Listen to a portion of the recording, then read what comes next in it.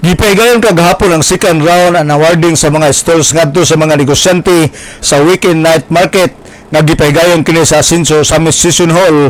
Pinaagi ni Konsehal Cecil Co, ang chairman sa Committee on Economic Enterprise. Mitambong usab sila si Konsehal Mars Tapayan o Konsehal Daniel Lau, uban usab sa mga empleyado sa Economic Enterprise sa pagpanguna ni Jaime Tumada. Kanumduman nga sa unang higayon sa pag-open sa weekend night market ang ilang special business permit nga gi-issue sa LGU bulan lang sa Abril tungod kay monthly basis man kini. Og ning pagsulod sa bulan sa Mayo, lain na usab nga kontrata sa mga negosyante tali sa LGU Samis.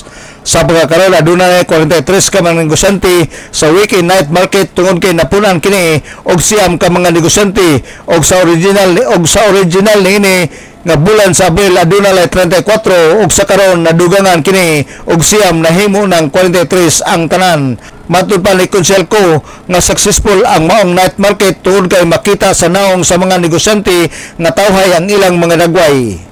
Successful ang akong tan-aw kay judging from the faces sa atong expression sa ato ang mga nag-operate na dito nga nag-renew karon, happy man kay sila sa outcome, no, nga ang ilang customers, ang atong customers din ha maintain every weekend daghan gyud kay tawo nga muanha mo magbalik-balik.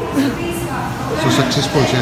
Successful, maunang nag-renew sila. Si Konsehal Cecil Co sa mensahe nga gipadangat ni Konsehal Co, nagpasalamat siya sa tanan nga usamisnon sa pagsuporta sa Asinso Samis Administration ug untay ipadayon ang ilang suporta sa local business dinhi sa atong lugar.